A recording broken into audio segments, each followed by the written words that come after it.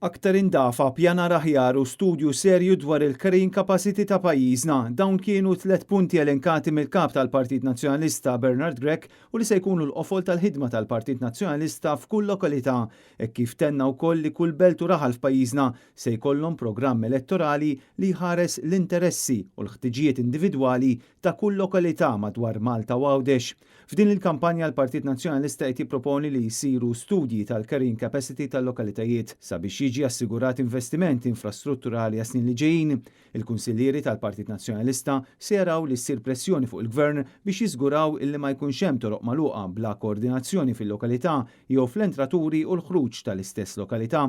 Il-kunsillieri tal-Partit Nazzjonalista jridu wkoll jiżguraw l-indafa fil-lokalità tagħhom, speċjalment biex jindirizzaw il-problema tal-iskart u jieħdu l-miżuri kollha meħtieġa biex jaraw li jinġabar l-iskart fil-lokalità tagħhom, inkluż li jsiru ġabriet addizzjonali. Avolja l-Gvern qed jipprova jwaqqafhom milli jagħmlu dan.